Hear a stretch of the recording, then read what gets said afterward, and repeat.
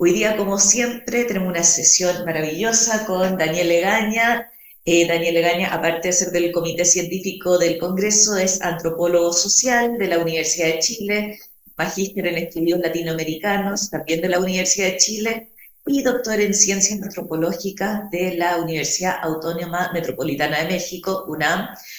Él es académico del Departamento de Atención Primaria y Salud de la Facultad de Medicina de la Universidad de Chile. Realiza docencia e investigación en temas de salud, alimentación y cultura y participación comunitaria. Es parte del GETOP, Grupo Transdisciplinario para la Obesidad de Poblaciones, y de la Cátedra de Agricultura Campesina y Alimentación, ambos de la Universidad de Chile. Bueno, este es un proyecto Phoenix que presenté el año pasado en este mismo espacio, por lo que si alguien estuvo en esa presentación, quizá hay algunas cosas que se repitan. Voy a tratar de que la parte que se repite sea más bien breve. Ahí está el equipo de investigación, yo encabezaba este Phoenix, también participaba Lorena Rodríguez, que es médica, Patricia Galvez, que es nutricionista, Rodrigo Villegas, que es bioestadístico, y Paulina Molina, que también es nutricionista, y lo que consistió este proyecto es en evaluar la percepción de los ambientes alimentarios. Bueno, el proyecto partía con datos que probablemente todos conocen, la prevalencia de la malnutrición por exceso, bueno, y desde luego también están la encuesta nacional de salud mide el consumo de las guías alimentarias, obviamente midió las guías alimentarias anteriores a las últimas. Esta imagen de los niños ahí es de la última guía alimentaria, que son las recomendaciones nutricionales que se dan para tener una alimentación saludable en el contexto actual epidemiológico de malnutrición por exceso, etc. Y básicamente la investigación del marco teórico, para hacer el cuento más o menos corto de esa parte, se enfoca en la idea de los ambientes alimentarios. El 2016, un grupo de investigadores de la Universidad de Chile, a solicitud del Ministerio de Salud, hicimos este marco conceptual de factores que determinan la alimentación, un marco conceptual centrado en ambientes alimentarios. Básicamente el ambiente alimentario, para quien no sepa, es un modelo conceptual, una idea conceptual que trata de englobar el conjunto de todos los tipos de alimentos en los que nosotros estamos expuestos durante nuestra vida cotidiana y todos los factores que influyen directamente en ellos, ¿no? Los espacios en los que nosotros estamos expuestos, y por lo tanto tenemos acceso a alimentos, como la publicidad, el marketing, las otras personas, las relaciones sociales, las dimensiones culturales, que están alrededor nuestro y que determinan el que nosotros tengamos una conducta alimentaria. Y de algún modo es una aproximación que entiende el problema de la alimentación y del consumo alimentario desde una visión más estructural, desde la determinación social, desde las posibilidades que condicionan que nosotros consumamos los alimentos y no tanto de las acciones individuales que nosotros tengamos en nuestras elecciones, en nuestros conocimientos individuales, ¿no? Si los ambientes alimentarios, de algún modo, como para entenderlo, no nos proveen de alimentos saludables, es muy difícil que nosotros podamos tomar decisiones de alimentarnos saludablemente. Y en este modelo conceptual nosotros definimos 5 ambientes alimentarios, un modelo conceptual que hicimos para Chile, pero bueno, podría ser aplicable a distintas partes del mundo. Un ambiente general de abastecimiento, que son los lugares en que nosotros nos proveemos de alimentos, sean supermercados, ferias libres, mercados, almacenes, etcétera, que son alimentos que podemos consumir en el lugar, desde luego, pero también son alimentos que en general vamos a reelaborar en nuestro hogar. Un segundo ambiente alimentario es el ambiente doméstico, que es lo que ocurre en nuestro hogar, ¿no? En sentido laxo, no son espacios tan físicos como decir el hogar y de la reja para adentro y la reja para afuera, pero básicamente en el hogar ocurre una serie de dinámicas en que nosotros elaboramos estos alimentos que compramos en los centros de abastecimiento y los elaboramos para hacer preparaciones. Luego hay un ambiente de restauración que remite a las comidas preparadas en el espacio público, digamos, en restaurantes. La vía pública, que remite estrictamente a lo que ocurre en la calle, ¿no? En Latinoamérica, en Chile, en Latinoamérica, Sobre todo hay mucho comercio callejero informal y hay mucha venta de comida informal y eso trata de englobar la vía pública, pero también comida más formal, ¿no? En la vía pública podemos encontrar máquinas expendedoras de alimentos, podemos encontrar ciertos negocios más instalados, también como un kiosco, por ejemplo, que vendan alimentos. Y el quinto ambiente es el ambiente organizacional que remite a toda la comida institucionalizada, ¿no? La más simple de pensar son los lugares escolares, educacionales o laborales, pero también se engloba acá, por ejemplo, la alimentación que puede haber en un hospital o en un centro de salud o en cualquier institucionalidad que provee alimentación a las personas que ahí transitan y viven. A partir de ese marco conceptual, bueno, en este mismo marco conceptual y un poco siguiendo esta línea que yo les planteaba anteriormente, nosotros nos hemos centrado en reflexionar sobre que la idea de que finalmente las conductas que promueven o que determinan la obesidad poblacional tienen que ver fuertemente con, con que el ambiente sea obesogénico, es decir, que el ambiente promueva actitudes que tiendan a que las personas se mal alimenten y por lo tanto pues, ganen peso corporal. Bueno, y entonces esto está asociado a una serie de conceptos que se han trabajado en la literatura, como la idea de desiertos alimentarios, que es algo que es bastante cuestionado, pero un concepto más habitual es la idea de pantano, como estos espacios en que hay disponibilidad de alimentos saludables en los ambientes, pero están inundados de alimentos no saludables y eso impide que las personas tomen buenas decisiones. Les decía que esto parte de una investigación mayor. La vez pasada, el año pasado, presentamos los resultados, por así decirlo, de los primeros 2 objetivos específicos. El objetivo de esta investigación era tomar un instrumento que existía para evaluar ambientes alimentarios, pero no para evaluar los ambientes objetivamente, sino para evaluar cómo las personas perciben esos ambientes alimentarios, ¿no? En general, los ambientes alimentarios se miden de una manera objetiva, yendo a las ferias y viendo qué tipo de alimentos hay, yendo a los supermercados viendo qué tipo de alimentos hay, yendo a los restaurantes y viendo qué tipo de alimentos hay, si son saludables o no saludables. Pero hay una falta de medición de cómo las personas interactúan con esos espacios.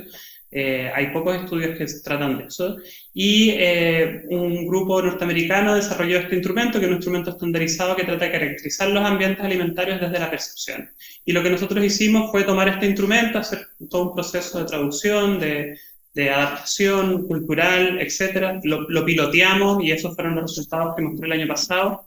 Y luego aplicamos en dos barrios de Santiago el instrumento para ver si el instrumento era sensible a poder medir diferencias de nivel socioeconómico en términos de percepción, es decir, si en diferentes niveles socioeconómicos habían diferencias de la percepción de los ambientes. Obviamente las percepciones de los ambientes, hay una hipótesis que hay detrás para decir esto, es que habría una suerte de correlación entre este ambiente físico y cómo se percibe. Pero desde luego que la percepción es algo que tiene que ver también con cómo los individuos interactúan con su ambiente y desde luego los individuos son sujetos que tienen agencia sobre ese ambiente. Nosotros hicimos esta investigación, obtuvimos los resultados, ya estamos terminando la investigación y luego volvimos a las comunidades a discutir los resultados con la idea de poder generar políticas públicas que puedan mejorar estos ambientes alimentarios. Bueno, básicamente un estudio que hicimos entre junio y diciembre del año pasado. Aplicamos a 256 encuestas en los hogares, 128 en cada comuna. Este instrumento y el criterio de inclusión era que la persona que respondiese fuese mayor de edad, pero bueno, obviamente en el hogar. Aleatorizamos unos territorios y que fuese mayor de edad y que estuviera encargada de parte importante de la compra de alimentos en el hogar. Los resultados, acá les voy a mostrar resultados que son más o menos comparativamente entre las dos comunas, siempre los datos entre una comuna y la otra, que es Macul y Cerro Navia, en verdad no están expandidos, no sé si es expansión a nivel comunal, sino que en verdad son barrios, no son exactamente comunas.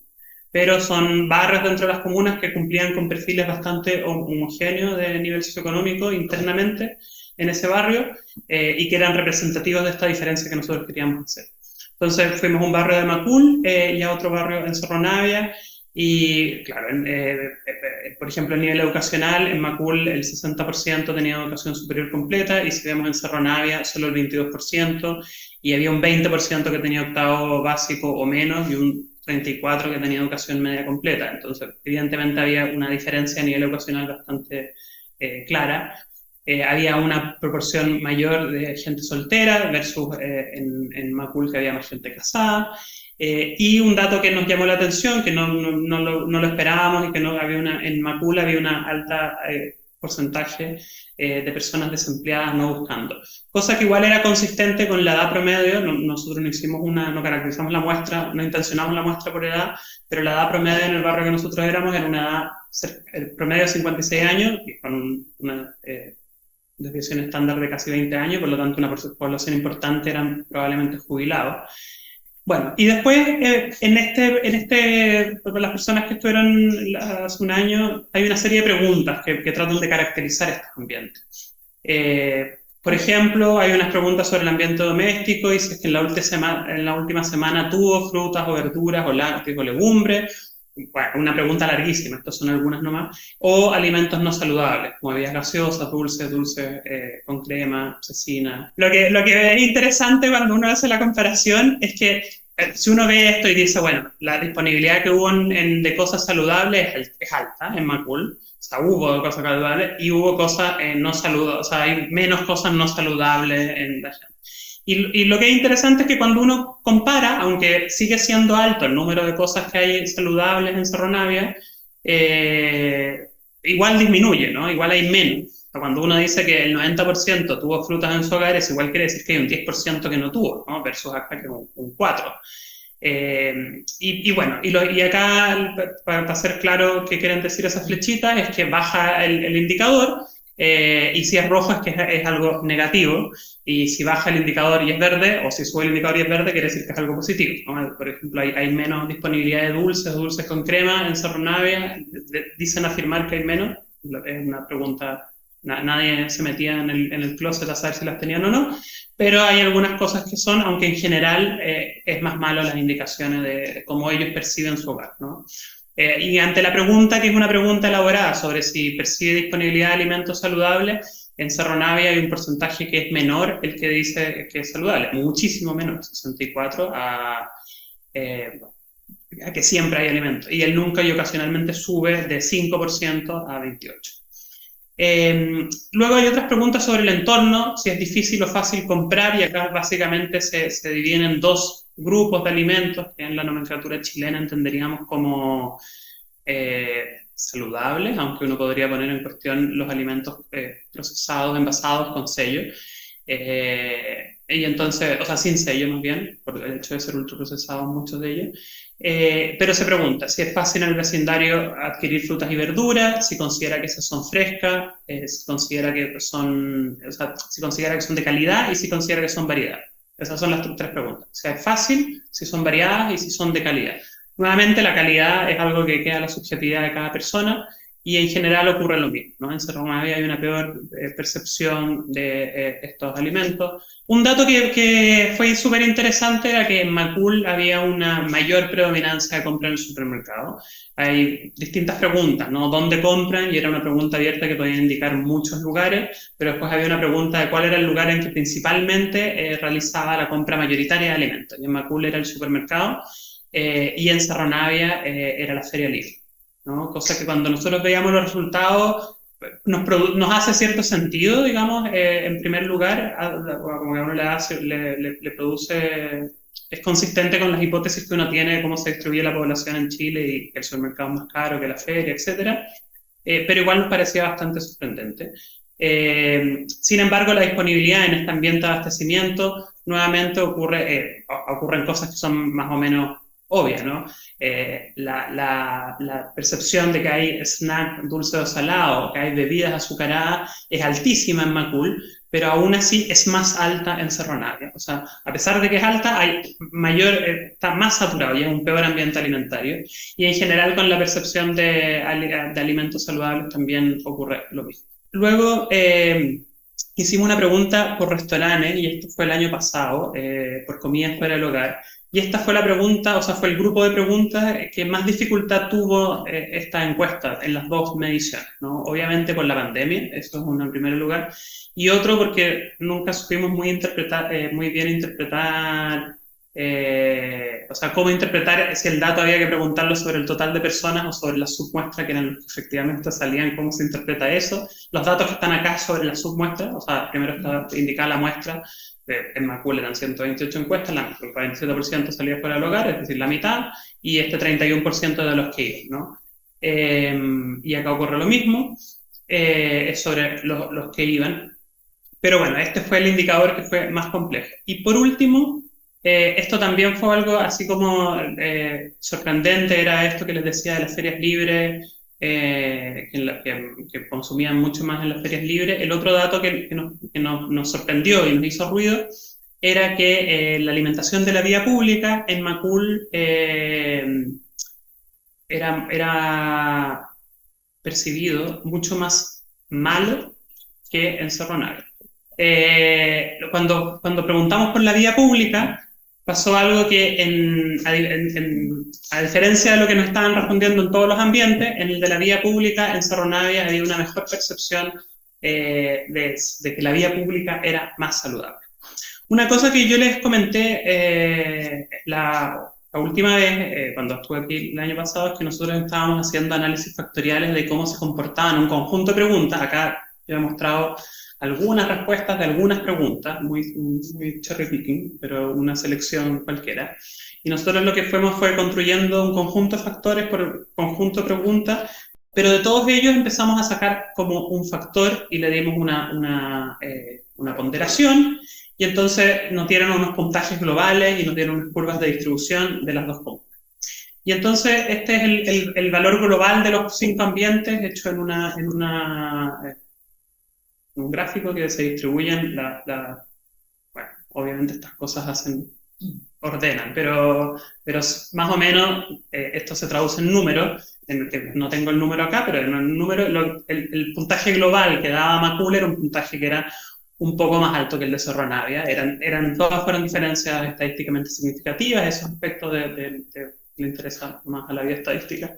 Se medía una diferencia, pero si ustedes se fijan y se ponen a pensar, si este modelo mide en un extremo cuán obesogénico es la percepción de lo total, y en el otro extremo, o sea, en un extremo lo más obesogénico, ¿no? En el primer quintil, si tienen un puntaje muy bajo, que consideran que el ambiente es pésimo, y si tienen un puntaje muy alto, consideran que el ambiente es muy bueno. Lo que nos llamó la atención, y es parte de las cosas que nosotros discutíamos, que va a aparecer una diapo después, pero da lo mismo, es que, de algún modo, aunque el instrumento permite discriminar claramente, y eso sí, las diferencias eran estadísticamente significativas y se permitía discriminar, las valoraciones totales se ubicaban bastante en el centro, bastante cerca del centro, un poquito más hacia la derecha del centro, es decir, un poquito más bueno, y eso, como esto que yo les comentaba conceptualmente, se corresponde bastante a esta idea creemos, de los pantanos alimentarios, ¿no? Es decir, la gente entiende que hay un montón de cosas buenas, pero entiende que hay un montón de cosas buenas y malas, y eso en la suma da un promedio. Y bajo esa idea, quedarse en el medio en el cero, porque además la puntuación era más o menos, no exactamente, pero hasta 78, menos 78 más 78 daba el instrumento, el rango. El cero es como el pantano perfecto, ¿no? O sea, un puntaje cero en algo quiere decir que es pantano perfecto. De cero a la izquierda, aunque sea muy poquito, es que hay una percepción negativa, y de cero a la derecha es que hay una percepción positiva.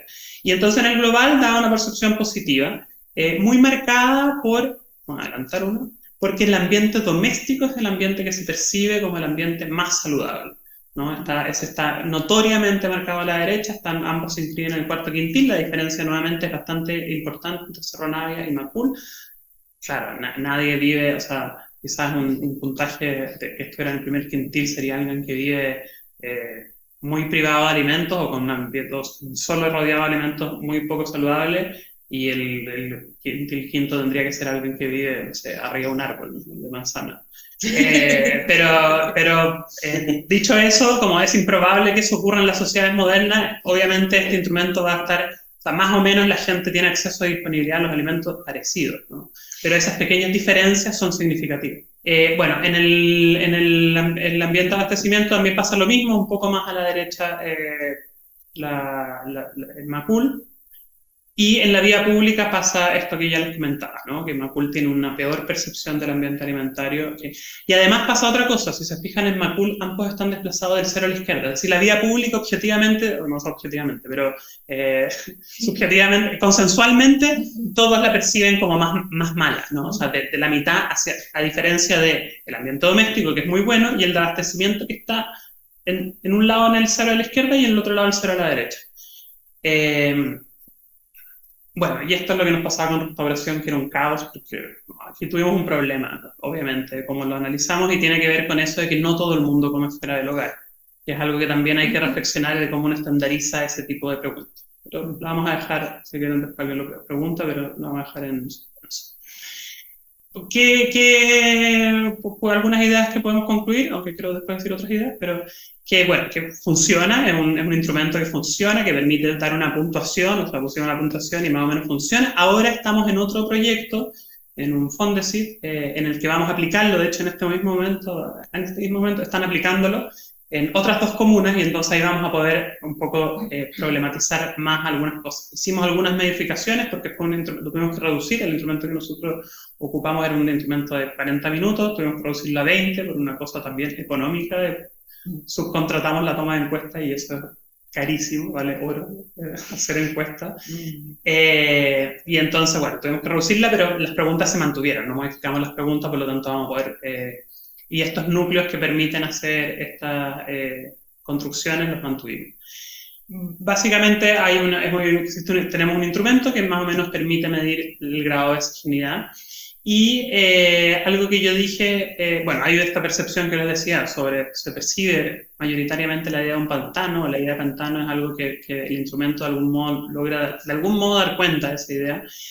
Y algo que yo les decía cuando presenté hace un año, como que nosotros sentíamos la necesidad, y es un poco a lo que va el Fondesit que estamos ahora ejecutando, iniciando, estamos cerrando y partiendo otro, es la necesidad de complementar esto con aproximaciones cualitativas.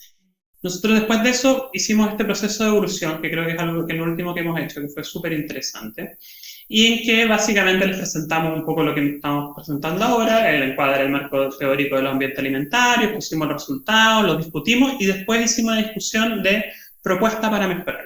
Grupal. Grupal con las comunidades, con gestores de atención primaria, con gestores comunales y con comunidades.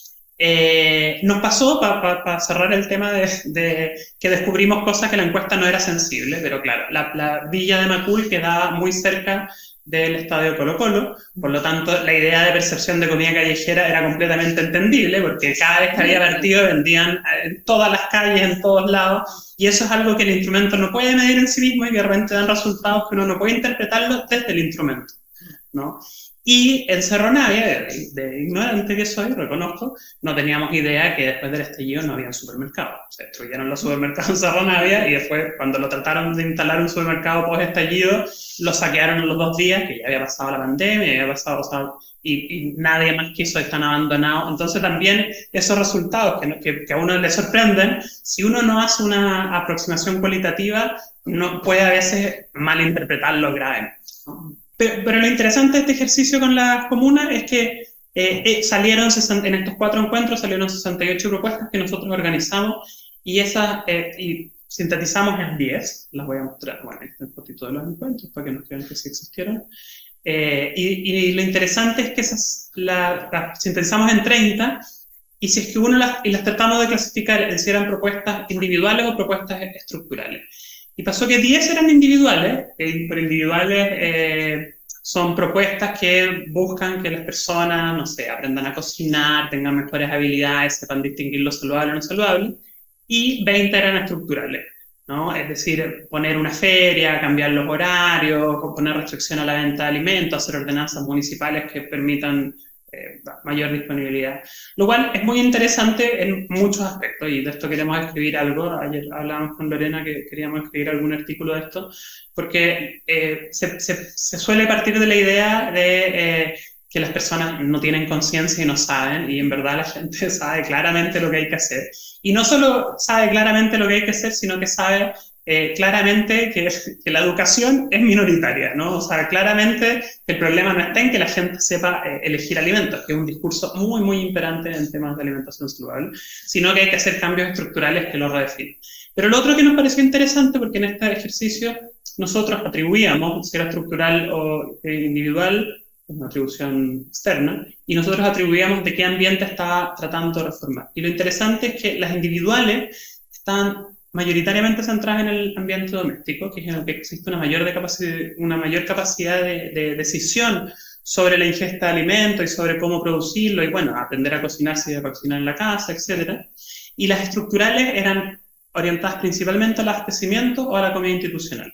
Y esto, claro, son los espacios en que normalmente la política pública funciona. Un ejemplo de eso es la ley 20.606, que afecta en una sola ley justamente a estos dos espacios. Pero lo que más nos llama la atención es que eso da cuenta de que claramente la población tiene mucho conocimiento, sabe muy bien qué hay que hacer, y lo que falta para que ocurra es más bien voluntad política, más que seguir insistiendo en que la gente no sabe, que hay que enseñarle a alimentarse bien, que hay que hacer guías alimentarias para que la gente aprenda, para que no se modere, sino que hay que hacer cambios estructurales y las personas saben cuáles son esos cambios, pueden detectar cuáles son los problemas y pueden dar cuenta de eso. Y eso en general contradice como el discurso público en torno a la alimentación.